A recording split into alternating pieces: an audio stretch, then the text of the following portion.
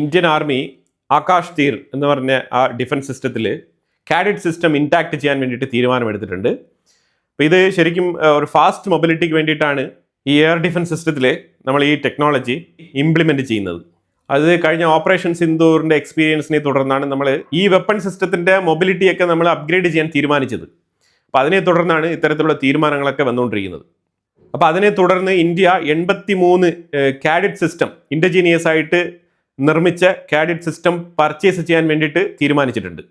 83 പ്രാഥമികമായിട്ട് purchase ചെയ്യുന്നത്. ഈ cadet systems നമ്മൾ ഫുള്ളി ഇൻഡിജീനിയസ് ആണെന്ന് ചോദിച്ചാൽ ഇല്ല കേട്ടോ. 65% ആണ് ഇതിൻ്റെ സ്പെയർ പാർട്സുകൾ ഇന്ത്യയിൽ നിർമ്മിച്ചത്. ബാക്കിയുള്ളതെല്ലാം ഫോറിൻ പാർട്സുകൾ തന്നെയാണ്. പക്ഷേ ഇതിൻ്റെ നിർമ്മാണം ഫുള്ളി ഇൻഡിജീനിയസ് ആണ്. DRDO Paras defence and space technologies എന്ന് പറഞ്ഞ കമ്പനിക്ക് ഒരു ഓർഡർ കൊടുത്തിട്ടുണ്ട്. ഈ ഓർഡറിൻ്റെ വാല്യൂ എന്ന് പറഞ്ഞാൽ 142.31 കോടിയാണ്. എന്തിനു വേണ്ടിയിട്ടാണ് ഈ ഓർഡർ കൊടുത്തിരിക്കുന്നത് പറഞ്ഞാൽ റേ സ്ട്രൈക്ക് 9 എന്ന് പറയുന്ന high power laser weapon produce ചെയ്യാൻ വേണ്ടിയിട്ടാണ് ഈ കോൺട്രാക്ട് DRDO ഈ കമ്പനിക്ക് കൊടുത്തിരിക്കുന്നത്. ഇത് ഹൈ പവർ എനർജി വെപ്പൺ സിസ്റ്റമാണ്. ഇനി വരുന്ന അപ്കമിങ് ഇറ എന്ന് പറയുന്നത് തന്നെ ഇങ്ങനത്തെ എനർജി വെപ്പൺസ് ഏറ്റവും കൂടുതൽ മാർക്കറ്റിൽ ഇറങ്ങുന്ന ഒരു കാലഘട്ടമാണ്. അപ്പോൾ ആ ടൈമിൽ കൃത്യമായിട്ട് നമ്മളും അതിന് വേണ്ടിയിട്ട് തയ്യാറെടുത്തിരിക്കണം എന്നുള്ള നിലയിലാണ് ശരിക്കും ഇത്തരത്തിലുള്ള മിഷനറീസിനൊക്കെ DRDO പ്രാധാന്യം നൽകുന്നതും അതുമായിട്ട് ബന്ധപ്പെട്ട ഓർഡറുകൾ കൊടുക്കുന്നതും.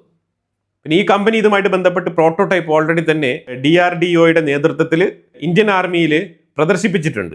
അപ്പോൾ അത് കഴിഞ്ഞിട്ട് കുറേ നാൾ ക്യാബിനറ്റിൽ തീരുമാനമെടുത്ത് ഇതിൻ്റെ ഓർഡർ പാസ്സാക്കാൻ വേണ്ടിയിട്ട് അവർ വെയിറ്റ് ചെയ്തിരിക്കുമായിരുന്നു. അപ്പോൾ ഫൈനലി ഇപ്പോൾ ഓർഡർ പാസ്സായിട്ടുണ്ട്. അപ്പോൾ അതിനെ തുടർന്നാണ് ഈ വെപ്പൺ ഗ്രേഡ് പ്രൊഡക്ഷനിലേക്ക് പോകുന്നത് ഈ പ്രോജക്റ്റ്. പിന്നെ ഒരു പ്രത്യേകത എന്ന് പറഞ്ഞാൽ ഇതിൻ്റെ പ്രൊഡക്ഷൻ ഡയറക്റ്റ് കൺട്രോളിലായിരിക്കും. DRDOയുടെ ഡയറക്റ്റ് നിയന്ത്രണത്തിലായിരിക്കും ഇതിൻ്റെ മാനുഫാക്ചറിങ് നടക്കുന്നത്. പോസ്റ്റ് ഓപ്പറേഷൻ സിന്ദൂർ പാകിസ്ഥാൻ പരാജയപ്പെട്ടതിനെ തുടർന്ന് അവരിപ്പം ചൈനയിൽ നിന്നും വ്യത്യസ്തമായിട്ടുള്ള ഒരു എയർ ഡിഫൻസ് സിസ്റ്റമാണ് അവർ പർച്ചേസ് ചെയ്തിരിക്കുന്നത്. അവരിപ്പം പർച്ചേസ് ചെയ്യുന്നത് ചൈനയുടെ ടൈപ്പ് 625 എയർ ഡിഫൻസ് സിസ്റ്റമാണ് ഇപ്പോൾ അവർ പർച്ചേസ് ചെയ്തിരിക്കുന്നത്.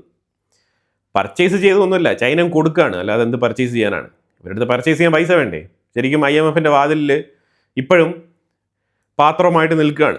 പിന്നെ എങ്ങനെയാണ് അവർക്ക് പർച്ചേസ് ചെയ്യാൻ പറ്റുന്നത്? ചൈന എടുത്ത് പറഞ്ഞിട്ടുണ്ട്, നിങ്ങൾ തന്ന എയർ ഡിഫൻസ് സിസ്റ്റം പരാജയമാണ്, ഇന്ത്യ അടിച്ച് പൊട്ടിച്ച് തകർത്ത് കളഞ്ഞു. ശരിക്കും പറഞ്ഞാൽ ഓപ്പറേഷൻ സിന്ദൂറിൽ 11 പാകിസ്ഥാൻ എയർഫീൽഡുകളാണ് ഇന്ത്യ അടിച്ച് തറ വരിച്ചു കൊടുത്തത്. 13 എയർക്രാഫ്റ്റാണ് നമ്മൾ അവരുടേത് അടിച്ച് പൊട്ടിച്ച് കളഞ്ഞത്. 13 എയർക്രാഫ്റ്റ്. ഇതൊക്കെ ഇന്ത്യ ടൈംലി റിവീൽ ചെയ്തുകൊണ്ടിരിക്കുന്ന വെളിപ്പെടുത്തലുകളാണ്. അപ്പോൾ അതായത് ആ ഒരു തീവ്രവാദ ക്യാമ്പയിനെതിരെ നമ്മൾ നടത്തിയ ആ ഒരു സ്കെയിൽ ഓഫ് ഓപ്പറേഷൻ അത് മനസ്സിലായല്ലോ. ആ ഓപ്പറേഷൻ്റെ ആ ഒരു ഇൻറ്റൻസിറ്റി വളരെ വ്യക്തമാണ്. വെറും 4 ദിവസം കൊണ്ട് പാകിസ്ഥാനെ മുട്ടുകുത്തിച്ചു എന്ന് വേണമെങ്കിൽ പറയാം. പാകിസ്ഥാൻ്റെ റഡാർ സംവിധാനം മൊത്തത്തിൽ തകർത്ത് തരിപ്പണമാക്കി കൊടുത്തു. ചൈനയുടെ റഡാർ സിസ്റ്റം അഥവാ എയർ ഡിഫൻസ് സിസ്റ്റത്തിന് ഒന്നും തന്നെ ചെയ്യാൻ കഴിഞ്ഞില്ല എന്നുള്ളതാണ് പരിതാപകരമായിട്ടുള്ള യാഥാർത്ഥ്യം. ചൈനയെ മാത്രം വിശ്വസിച്ച് ഇറങ്ങിയ പാകിസ്ഥാനിന് കിട്ടിയ പ്രഹരമുണ്ടല്ലോ, ഇന്ത്യയിൽ നിന്ന് കിട്ടിയ ആ ഒരു പ്രഹരം, അത് അവർ ശരിക്കും പറഞ്ഞാൽ ഇത്രയും പ്രതീക്ഷിച്ചില്ല, ചിന്തിച്ചില്ല. അത്ര സ്പീഡായിരുന്നു നമ്മളുടെ ആക്രമണത്തിൻ്റെ ആ ഒരു രീതി. എനിവേ, ഇന്ത്യ ഓപ്പറേഷൻ സിന്ദൂറിൻ്റെ ആനിവേഴ്സറി സെലിബ്രേറ്റ് ചെയ്യാൻ നിൽക്കുന്ന ഒരു സാഹചര്യത്തിലാണ് ഇത്തരത്തിലുള്ള വെളിപ്പെടുത്തലുകളൊക്കെ ഇന്ത്യൻ ആർമിയുടെ സൈഡിൽ നിന്നും വരുന്നത്.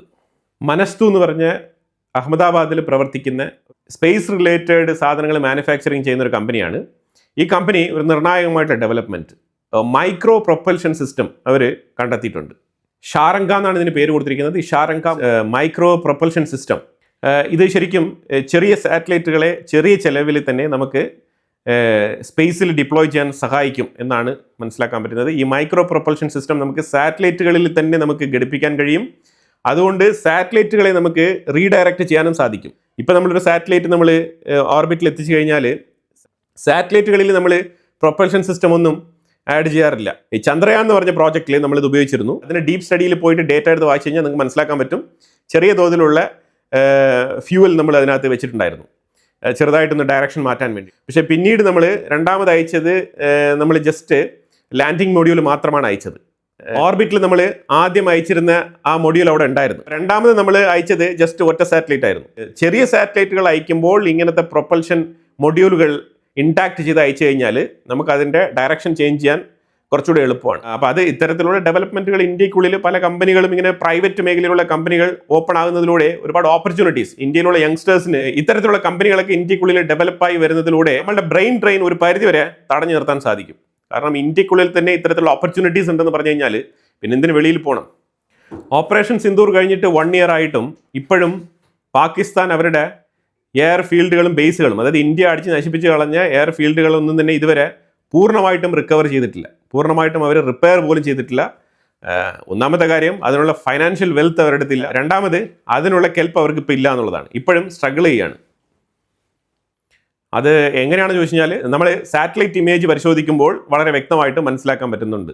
എറിഞ്ഞു കിടക്കുന്ന എയർ ഫീൽഡുകളൊക്കെ ഇപ്പോഴും അവിടെ ഉണ്ട് എന്നുള്ള വാർത്തകളാണ് വരുന്നത്.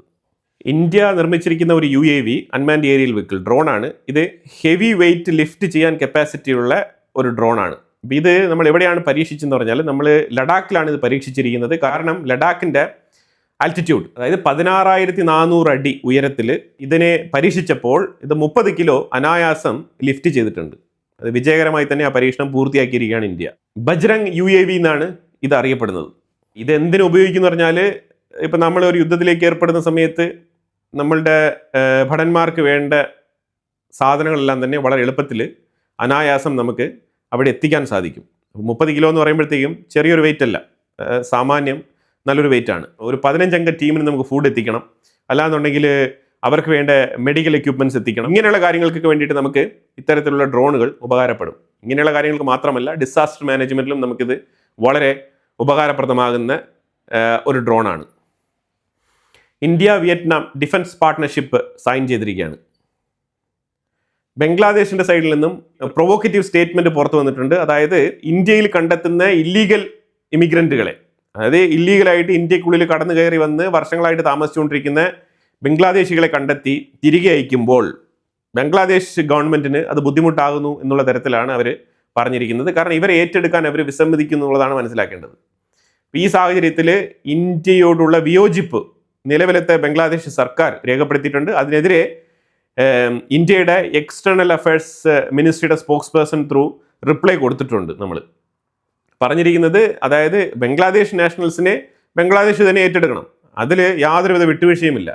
പിന്നെ തീർച്ചയായിട്ടും വെസ്റ്റ് ബംഗാളിൻ്റെ ഉള്ളിൽ BJPയുടെ ഭരണം വന്നതുകൊണ്ട് മാത്രമാണ് ഇങ്ങനത്തെ വിഷയങ്ങൾ നടക്കുന്നത് എന്നുള്ള തരത്തിലുള്ള ഫാബ്രിക്കേറ്റഡ് വാർത്തകൾ അടിച്ചിറക്കേണ്ട ആവശ്യമില്ല. അത് ശരിക്കും ബംഗ്ലാദേശിൻ്റെ ഉള്ളിൽ വീണ്ടും ഒരു ഇന്ത്യ ഹേറ്റഡ് രൂപപ്പെടാൻ സഹായകരമാകും.